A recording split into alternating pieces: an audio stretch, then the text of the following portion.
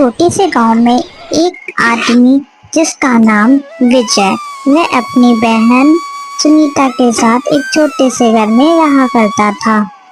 वह बहुत ही गरीब था। वह जंगल से फल तोड़कर और उन्हें इकट्ठा कर कर गांव में बेचने जाया करता था। वह अपनी बहन की शादी कराना चाहता था, लेकिन वह इतने पैसे जुटा नहीं पा रहा था और ऊपर से उसके ऊपर कर्जा भी था। भैया, मैंने आपसे कितनी बार कहा है, आप थोड़ा अपने भी शरीर का ध्यान दीजिए। आप तो चले जाते हैं फल तोड़ने और आप कुछ खाना भी नहीं खाते। आपको भी आराम की जरूरत है, आप अपना भी ध्यान दीजिए। बहन, मैं कैसे आराम कर सकता हूँ? मुझे तेरी शादी भी तो करनी है और उस सूदखोर के पैसे भी तो लौटाने हैं। मुझे हर वक्त डर लगा रहता है, कहीं वह सूदखोर अपने कर्ज वापस लेने ना आ जाए। भैया, आप परेशान क्यों होते हैं? भगवान जरूर कोई रास्ता निकालेगा। और मैं भी तो सिलाई करती हूँ। आज से मैं दिन रात सिलाई करूंगी, जिससे हम उस सूदखोर के पैसे दे देंगे। बहन की ये बात सुन के विजय के आंखों में आंसू आ जाते हैं और वह बगैर कुछ कहे जंगल की ओर फल बेचने निकल जाता है।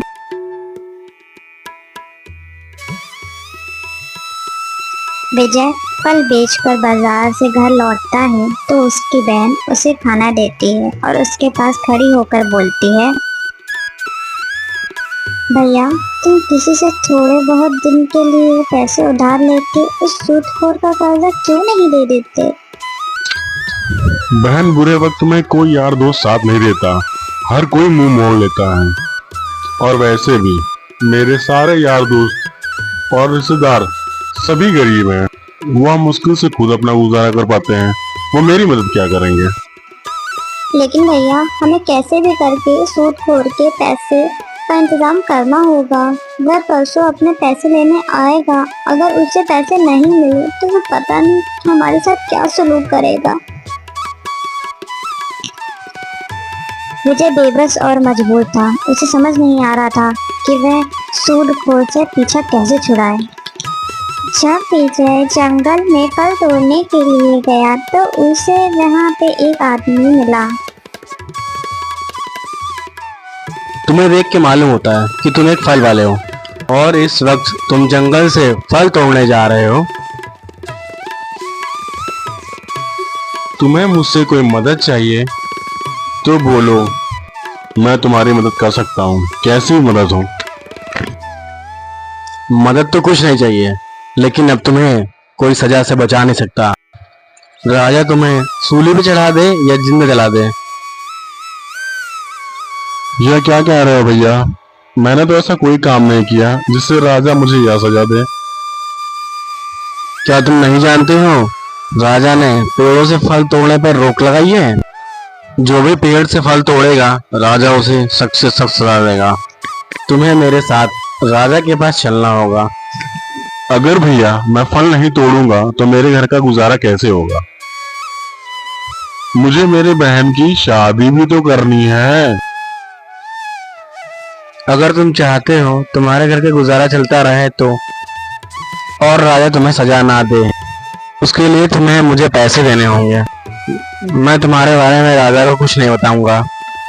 अगर तुम मेरी बात मानोगे तो फिर तुम बच जाओगे। अगर नहीं मानोगे मेरी बात तो तुम सदा के हकदार तो हो ही। बाकी तुम्हारी मर्जी।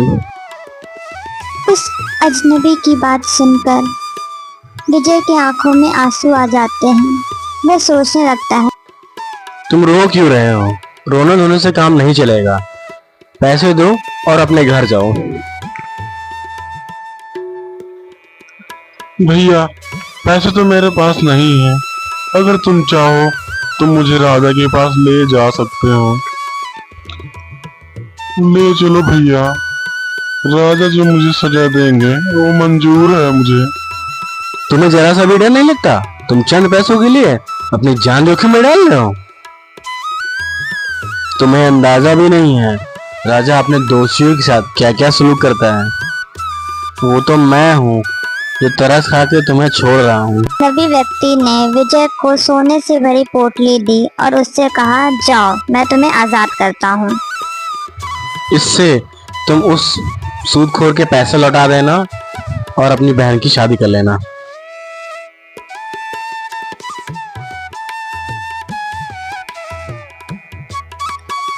विजय खुश होके वहां से घर की ओर जाने ही लगता है, लेकिन रास्ते में उसको बहुत नींद आ जाती है, तो वह एक पेड़ के नीचे थोड़ी देर विश्राम करने की सोचता है और वह वहां सो जाता है। वहां से एक चोर गुजरता है और उसकी नज़र विजय की पोटली पर पड़ती है। वह सोचता है कि वह पोटली वह उठा ले, और वह पोटली वह उठा भी लेता है। वह वहां से निकल जाता है और बीच रास्ते में पेड़ के नीचे वह पोटली खोलता है और बहुत खुश हो जाता है। उसने देखा कि उसमें सोने से भरे सिक्के थे। वह मन ही मन सोचता है, अरे वाह, मेरी तो लॉटरी लग गई। अब मेरे घर में 2 साल तक का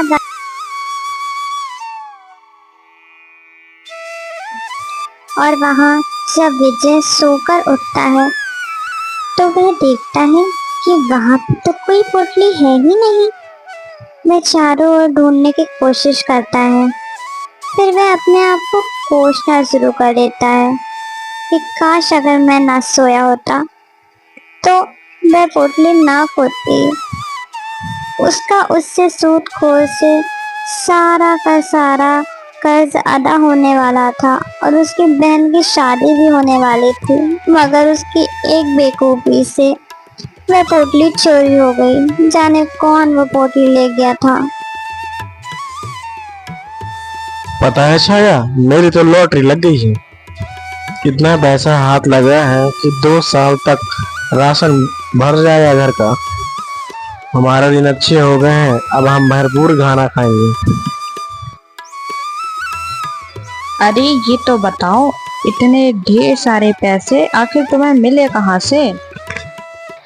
तुम इन सब बातों में मत पड़ो, तुम सिर्फ अच्छा अच्छा भोजन बनाओ हम सबके लिए। अरे पहले तुम मुझे ये बताओ, कहीं तुम चोरी करके तो नहीं आए हो? अगर ये किसी के पैसे हैं तो उसे वापस कराओ, उसे जरूरत होगी, वह हमें बद्दुआ देगा। उससे अच्छा है कि हम भूखे ही मरे। वह चोर अपने घर से निकल के जंगल की तरफ जाते हुए उस व्यक्ति को ढूंढने लगता है। उधर विजय अपने घर पहुंचता है और उसकी बहन उससे पूछती है, भैया आज आप कहाँ रह गए थे? आपको इतना देर क्यों हो गया? मैंने खाना बना लिया था और आपका इंतजार कर रही थी कि आप आए तो हम दोनों मिलकर खाना खाएं, पर आप तो बहुत देर कर दिया। उतनी देर में सूदखोर कर्ज के पैसे लेने आ जाता है। क्या विजय, तूने मेरे पैसे देने का वादा किया था? ला जल्दी मेरे पैसे दे दे, मेरा समय बर्बाद मत कर, चल जल्दी पैसा निकाल।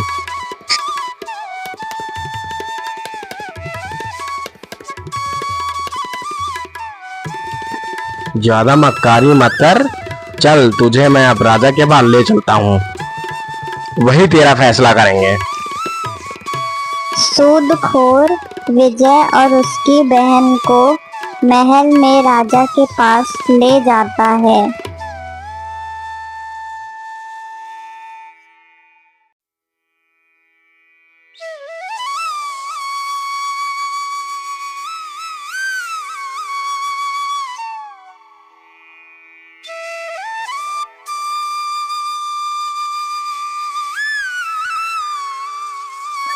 महाराज, 2 साल पहले विजय ने मुझसे कर्ज लिया था और आज इसने मेरा कर्ज वापस करने का वादा किया था, लेकिन इसने अभी तक मेरा कर्ज वापस नहीं दिया है। महाराज आप इससे कहिए कि ये मेरे पैसे जल्द से जल्द वापस कर दे।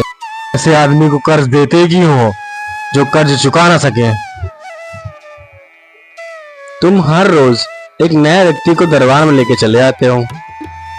कानून के अनुसार जो भी व्यक्ति अपना कर्ज ठीक समय पर नहीं चुकाता है, उस घर के सभी सदस्य कर्ज देने वाले की गुलामी करेंगे जब तक कि वो अपना बकाया कर्ज चुका ना सके। जो कि विजय, तुम गरीब हो, इसलिए मैं तुम्हें एक दिन का समय देता हूँ। अगर तुमने उसका कर्ज चुका ना दिया तो तुम्हें और तुम्हारी बहन को उसकी गुलामी करनी पड़ेगी और यही तुम्हारी सजा है।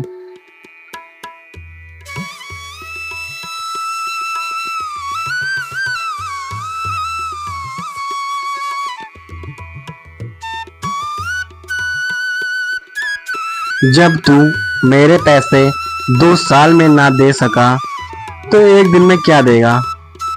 तू एक काम कर, अपनी इस खूबसूरत बहन की शादी मुझसे कर दे, मैं तेरा कर्ज माफ कर दूंगा। फिर मैं तेरे जैसे सूदखोर से कभी शादी नहीं करूंगी। तू बेरहम है, हम गरीबों पर जुल्म करता है। मैं कभी तुझसे शादी नहीं करूंगी।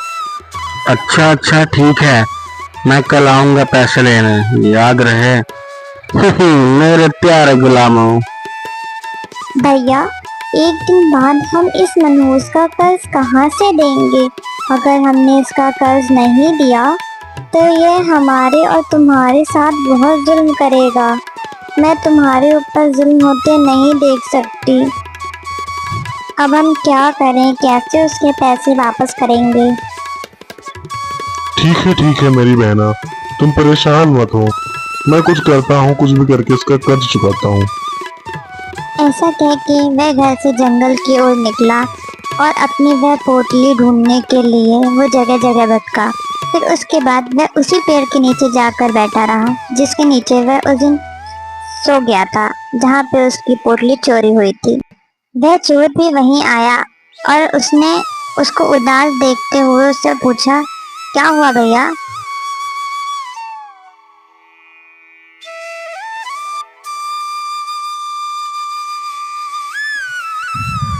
भैया, मैंने एक सूदखोर से 2 साल पहले कर्ज लिया था, मैं अभी तक उसका कर्ज चुका नहीं पाया। भैया, अगर मैंने उसका कर्ज नहीं दिया तो मुझे और मेरी बहन को उसकी गुलामी करनी पड़ेगी। एक नेक दिल इंसान ने मुझे सोने के सिक्के दिए थे और वह भी खो गए उससे।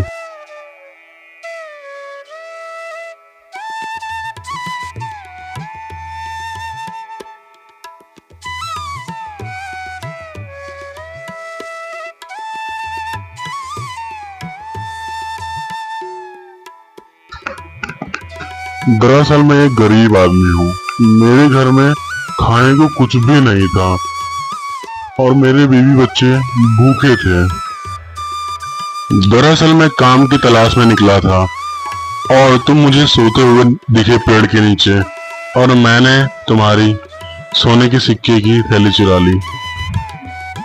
मेरी पत्नी ने मुझे समझाया कि चोरी किए गए पैसों से घर का गुजारा नहीं होता, इसलिए मैं तुम्हें ढूंढते ढूंढते यहाँ पहुंचा। शुक्रिया भाई तुम्हारा और तुम्हारी पत्नी का, जो इतने नेक दिल इंसान तुम लोग निकले। इस पैसों से मैं तुम अपना कर्ज चुका सकता हूँ और कुछ सिक्के तुम भी ले लेना। चोर को सोने के सिक्के देखकर विजय वहां से खुशी खुशी अपने घर की ओर निकल गया। घर जाते ही उसने सब कुछ अपनी बहन से बताया।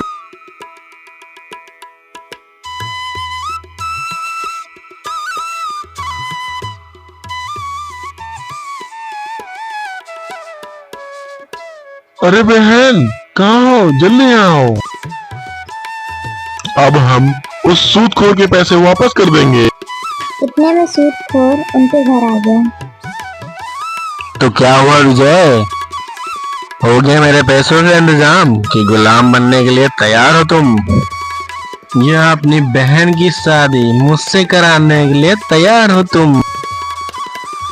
सूदखोर, मैंने तुम्हारे पैसों का इंतजाम कर दिया है। लो, पकड़ो अपने पैसे और यहाँ से निकल जाओ। उसके बाद बचे हुए पैसों से विजय ने अपनी बहन की एक अच्छे लड़के से शादी करी। अब वह खुश है।